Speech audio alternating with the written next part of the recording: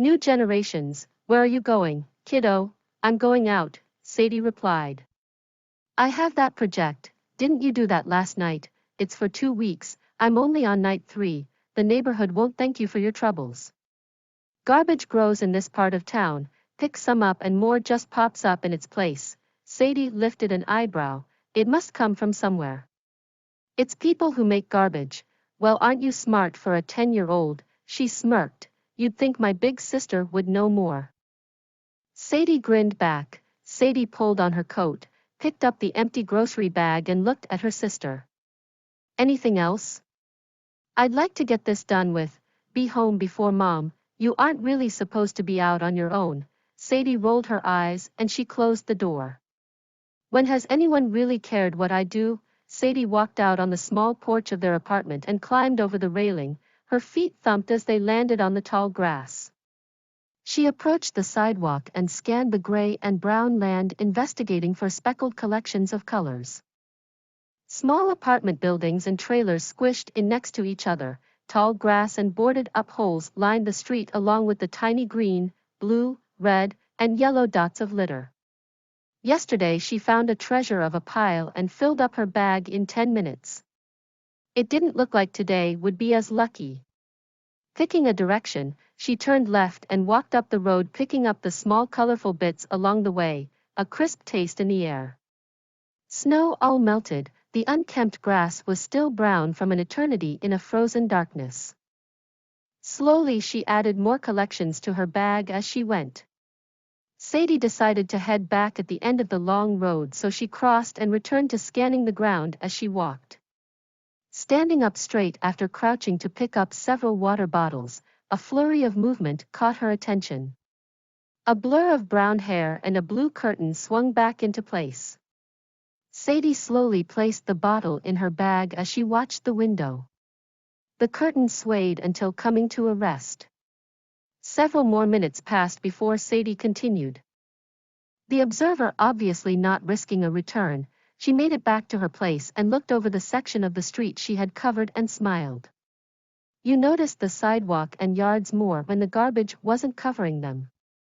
She tossed the garbage into the bin outside her apartment, rounded the corner, and hopped over their porch railing.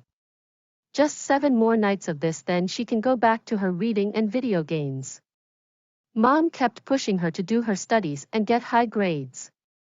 Keep your grades up and you'll be able to get a good job.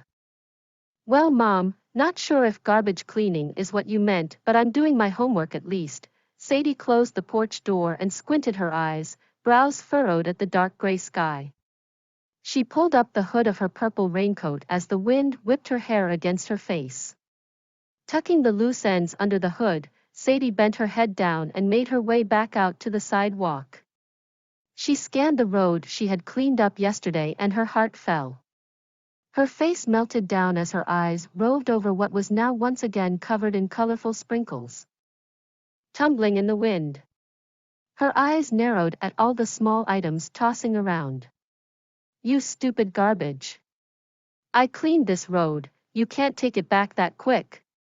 Cold hands snatched up each rolling piece of trash as her feet carried her quickly. Several bottles and food wrappers had caught themselves in the front steps of one trailer. Sadie looked around and walked up quickly, bending down to collect the treasures. What are you doing here? Sadie jumped so hard she fell over backwards and looked up to the face standing atop the steps.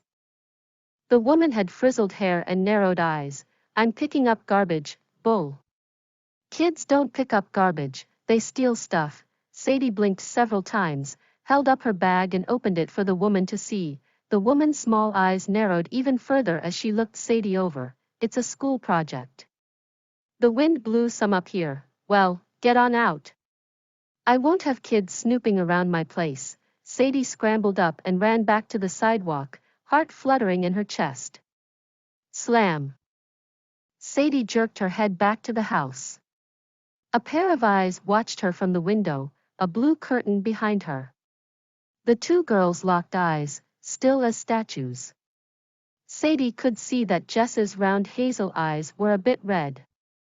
It wasn't overly unusual for Jess, she was rather prone to tears. Suddenly the girl at the window retreated as the curtain was snapped open. The woman glared at Sadie as she yelled, "Get out, girl!" Sadie whipped into action and retreated back down the road to her warm and comforting home. She squinted her eyes at the glaring sun, watching a bird fly across the sky. Free to explore the wide world beneath it. What must the world look like from? Thế hệ mới, em đi đâu vậy nhóc? Tôi đang đi ra ngoài, Sadie trả lời. Tôi có dự án đó, bạn đã không làm điều đó đêm qua, đó là 2 tuần, tôi chỉ mới vào đêm thứ 3, khu phố sẽ không cảm ơn bạn vì những rắc rối của bạn. Rác thải mọc ở khu vực này của thị trấn, nhặt một ít và nhiều thứ khác chỉ xuất hiện ở vị trí của nó, Sadie nhướng mày, nó phải đến từ đâu đó. Đó là những người tạo ra rác. Chà, bạn không thông minh cho một đứa trẻ 10 tuổi, cô nhếch mép, bạn nghĩ chị gái tôi sẽ biết nhiều hơn, Sadie cười toe toét đáp lại, Sadie kéo áo khoác, nhặt túi tạp hóa rỗng và nhìn em gái. Còn gì nữa không?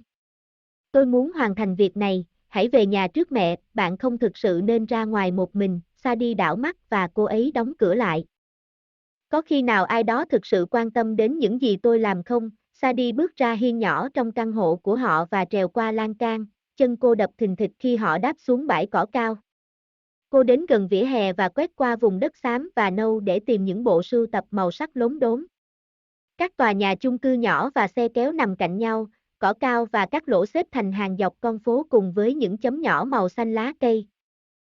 Xanh lam, đỏ và vàng của rác. Hôm qua cô ấy đã tìm thấy một đống kho báu và 10 phút nữa là đầy túi.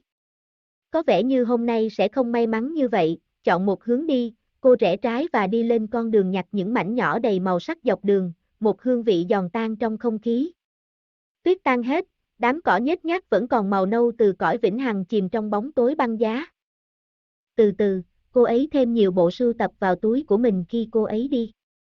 Sadie quyết định quay trở lại cuối con đường dài nên cô băng qua và quay lại quét mặt đất khi cô đi bộ, đứng thẳng dậy sau khi cúi xuống nhặt một vài chai nước, một chuyển động nhanh đã thu hút sự chú ý của cô.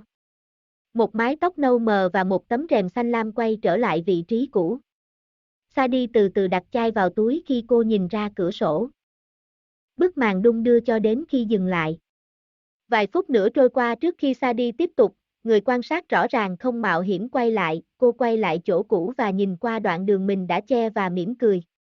Bạn chú ý đến vỉa hè và sân nhiều hơn khi rác không bao phủ chúng. Cô ném rác vào thùng bên ngoài căn hộ của mình, vòng qua góc và nhảy qua lan can hiên nhà của họ. Chỉ 7 đêm nữa là cô ấy có thể quay lại đọc sách và chơi trò chơi điện tử. Mẹ cứ thúc ép cô ấy học hành và đạt điểm cao. Hãy duy trì điểm số của bạn và bạn sẽ có thể hoàn thành một công việc tốt.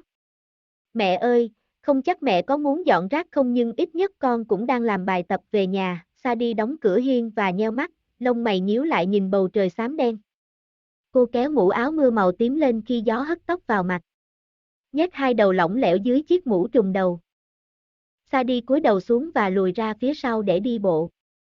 Cô nhìn lướt qua con đường mà cô đã dọn dẹp ngày hôm qua và trái tim cô như rơi xuống. Khuôn mặt cô ấy tan chảy khi mắt cô ấy đảo qua những gì bây giờ một lần nữa được bao phủ bởi những đốm màu sặc sỡ, đổ nhào trong gió. Đôi mắt cô nheo lại trước tất cả những món đồ nhỏ đang tung ra xung quanh. Đồ ngu ngốc.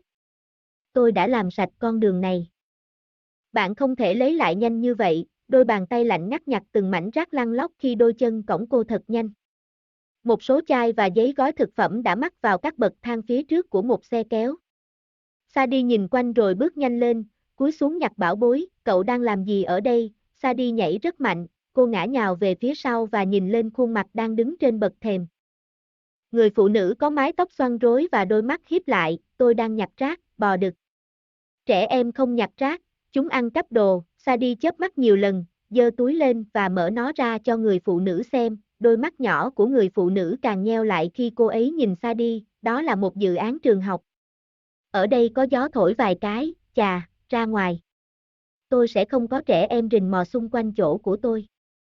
Sadie lồm cồm bò dậy và chạy lại vỉa hè, trái tim xốn xang trong lồng ngực. Sập. Sadie quay đầu trở lại nhà. Một đôi mắt dõi theo cô từ cửa sổ, sau lưng cô là một tấm rèm màu xanh lam. Hai cô gái nhắm mắt lại, tĩnh lặng như tượng. Sadie có thể thấy rằng đôi mắt màu hạt dẻ tròn của Jet hơi đỏ.